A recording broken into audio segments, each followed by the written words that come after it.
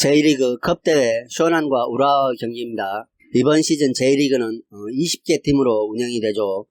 지난 시즌에 강등이 없이 승격 팀만 두 팀이 있었기 때문에 이번 시즌에는 20개 팀으로 운영이 되면서 4개 팀이 강등하게 됩니다. 따라서 하위권으로 평가되는 팀들은 컵대회보다는 리그에 훨씬 더 많은 신경을 기울여야 한다는 얘기죠. 자칫하다가는 강등을 당할 수 있기 때문에 컵대회보다는 리그에 많이 치중을 해야 한다는 얘기입니다. 하위권 팀들은. 그렇다고 하면은 쇼난이 여기에 해당되겠죠. 특히 쇼난은 다른 팀들에 비해 스쿼드가 매우 얇은 만큼 나중에는 컵대회를 포기하게 되는 지경에 이를지도 모른다는 생각입니다. 홈에서 개막전을 치른 쇼난은 사간도스에게 페널을 내주면서 패배를 당했습니다. 직전 경기에서 9개의 슈팅 중 유효 슈팅이 단 1개뿐이 없었죠. 그리고 용병들이 모두 코로나로 인한 자가격리 등으로 인해 출전하지 않았습니다. 그리고 이번 경기에도 출전하지 않을 것으로 보입니다.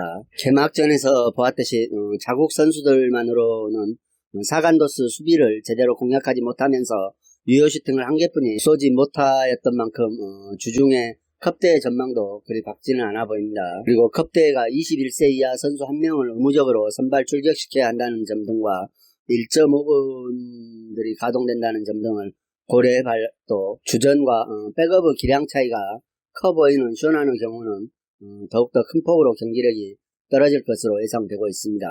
이에 맞서는 원정팀 우라와 역시 도쿄와 개막전에서 거의 이길 뻔했지만 세트피스 실점으로 1대1 무승부를 기록했습니다. 다만 주전 멤버들이 상당수 결장하거나 개막 직전에 이적했음에도 불구하고 경기 내용은 좋았다는 평가를 받았습니다. 그리고 이번 시즌에 새로운 감독으로 교체하고 세대 교체까지 단행하고 있는 우라와죠. 지난 시즌 J리그 2부에서 우승을 기록한 스페인 출신의 로드리게스 감독을 영입했습니다. 따라서 우라와 역시 스페인식 점유율 축구를 할 가능성이 농후하다는 평가입니다. 그리고 주포가 중국 리그로 떠났죠. 그리고 개막전에서 결장했던 멤버들 역시 르방컵에도 출전이 어렵다는 점 등을 감안했을 때 우라와도 팀이 본 궤도에 오르기까지는 좀 더 시간이 필요할 것이라는 생각입니다. 하지만 우라와가 개막전에서 무승부를 기록한 만큼 이 경기에서는 승리할 수 있을 것이라는 생각입니다. 국내 자원들만의 경기력으로 보아도 쇼난보다는 우라와가 조금 더 나은 경기력을 펼칠 수 있을 것이라는 생각입니다. 따라서 이 경기는 원정팀 우라와의 승과 2.5점 기준점 언더를 예상해 보겠습니다. 1.5분 가동 시 경기력이 저하될 수밖에 없는 상황이며 따라서 저득점 승부가 날 것으로 예상이 됩니다. J리그 컵대회 오이타와 빗세일 고베의 경기입니다. 오이타는 리그 개막전에서 승격팀 도쿠시마를 상대로 1대1 무승부를 거뒀습니다. 홈에서 승격팀을 상대로 경기 내용 면에서도 밀리면서 상당히 아쉬운 모습을 보여줬죠. 또 오이타는 지난 시즌 승격의 주역들을 이적시키고 그 빈자리를 채우기 위해 두 용병을 영입했으나 이 용병들을 정상 가동되지 않고 있다는 점이 매우 아쉬운 점으로 남고 있습니다. 또한 이들은 컵대에도 출전이 어려울 거라는 소식이 있어 빗세일 고베를 상대로 안정된 수비를 펼치기는 다소 어려워 보일 것이라는 생각입니다. 다만 고베와 최근 맞대결 전적이 3무 1패로 매우 근소한 열세를 보이고 있는 점은 오이타에게 어느 정도 희망을 걸어봐도 될 것이라는 분위기도 있습니다. 이에 맞서는 고베는 개막전에서 간바 오사카를 1대0으로 이기고 기분 좋은 출발을 알렸습니다. 간바가 지난 시즌 J리그 준우승 팀이고 지역 라이벌인 만큼 간바를 이기고 승리를 했다는 것은 빗세일 고베의 초반 기세가 매우 강하다는 것을 말해주고 있습니다. 또 그 경기에서는 이니에스타가 부상으로 나오지 않았음에도 불구하고 다른 선수들이 빠르고 놀라운 몸놀림을 보여주면서 경기를 승리할 수 있었죠. 또 빗세일 고베는 이번 시즌 J리그 팀 중에서 선수 변화가 가장 적다고 해도 과언이 아닌 팀입니다. 기존 베스트 11의 골격을 거의 대부분 유지하고 있어 조직적인 면에서도 불안 요소가 크지 않아 보이며 선수층마저도 두꺼워 컵대회 같은 일정에서 안정적인 로테이션이 가능한 빗세일 고베입니다. 특히 브라질 공격수 링컨을 영입해 국대 출신 선수인 만큼 기대 이상의 경기력을 보여줄 것으로 예상하고 있습니다. 앞서 말씀드린 듯이 두 팀은 맞대결 전적은 거의 차이가 없을 만큼 근소한 차이를 보이고 있죠. 지난 시즌 리그에서는 두 번 만나서 두 번 다 무승부를 기록한 바 있습니다. 하지만 지난 시즌 컵대회에서 고베가 승리한 바가 있죠. 따라서 이번 경기에서도 상성이 작용할 가능성이 높다는 평가입니다. 고베가 오이타 원정에서 약한 모습을 계속 보여주었죠. 하지만 이번 경기는 오이타가 주전 수비수들을 내보내고 영입한 수비수들이 정상적으로 가동되기 어렵다는 점을 감안했을 때 빗셀 고베의 공세를 버티기는 힘들 것이라는 판단입니다. 따라서 이 경기는 원정팀 빗셀 고베의 승을 추천드리겠습니다.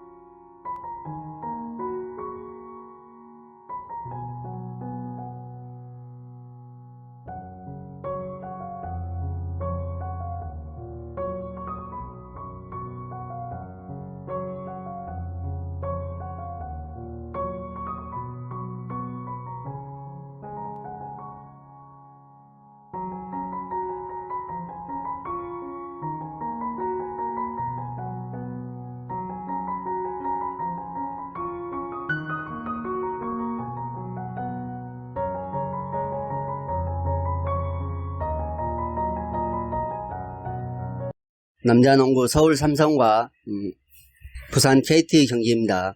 서울 삼성은 직전 SK전에서 87대 69로 승리합니다.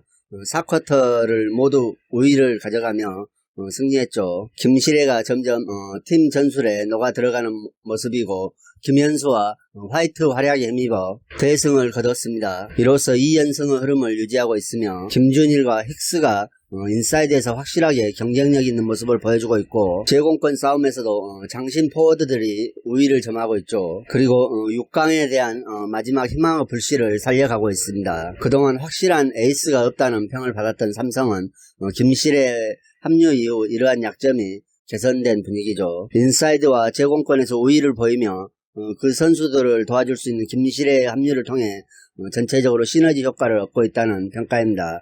따라서 지지부진했던 공격 흐름도 완전히 탈피했고 경기력마저도 안정적인 흐름으로 지속되고 있다는 평가죠. 그리고 홈에서 연전을 펼치고 있는 만큼 체력적인 부분에서도 상대팀 KT보다는 훨씬 더 여유를 가지고 경기에 임할 수 있을 것이라는 생각입니다.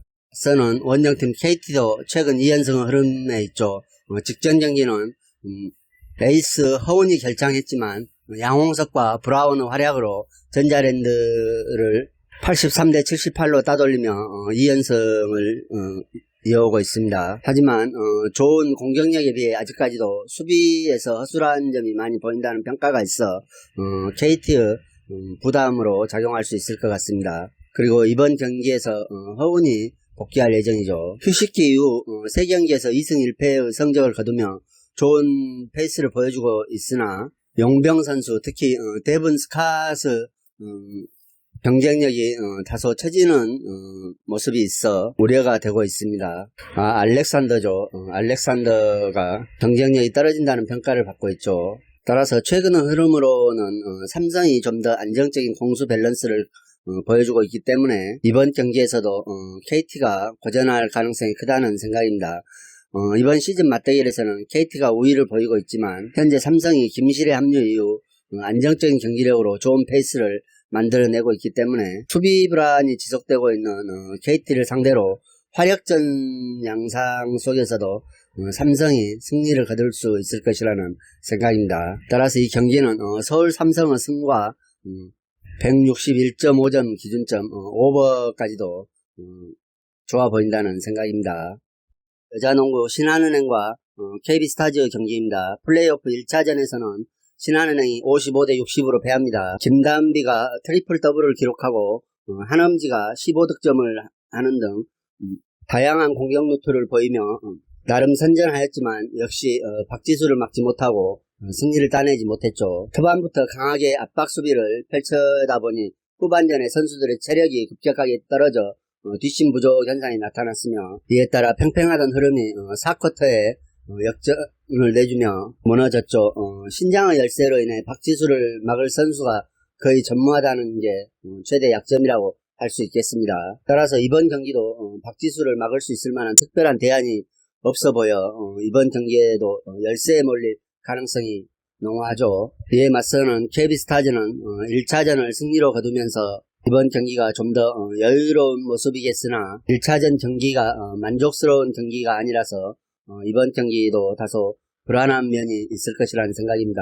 특히 박지수를 제외하면은 심성영이나 강하정 선수가 좀 더 활약을 해줘야 된다는 평가가 있죠. 역시 박지수가 23득점, 27리바운드를 기록하며 더블더블에 달성하면서 신한은행 압박 수비를 잘 견뎌냈고, 이 결과가 신한은행 선수들을 마지막 체력 저하로 이어지면서 4쿼터에 승기를 잡고 승리할 수 있었던 경기였습니다. 하지만 앞서 말씀드린 대로 박지수를 제외한 다른 옵션이 다소 부족하다는 평가를 받았죠. 박지수로부터 파생되는 기회를 득점으로 연결시켜줄 수 있는 앞선 자원이 부족하다는 얘기입니다. 따라서 1차전에서도 박지수가 23득점을 올릴 만큼 가장 확실한 방법은 박지수가 직접 해결할 수밖에 없다는 것이죠. 이번 시즌 내내 더블팀 수비를 겪어왔던 박지수이기에 두 명의 선수가 달라붙더라도 충분히 득점을 터뜨려주면서 좋은 활약을 펼친 것이 1차전 승리의 원동력이 되었습니다.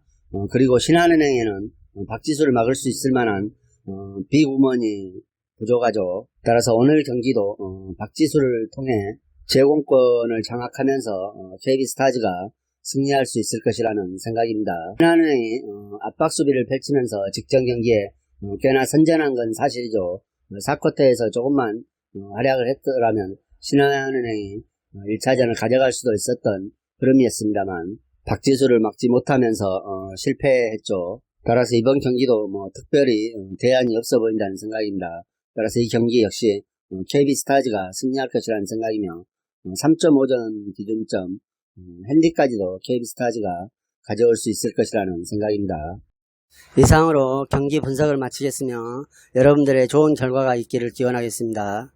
그리고 오늘의 분석이 여러분들에게 조금이나마 도움이 되셨다고 생각하면 구독과 좋아요도 꼭 부탁드립니다.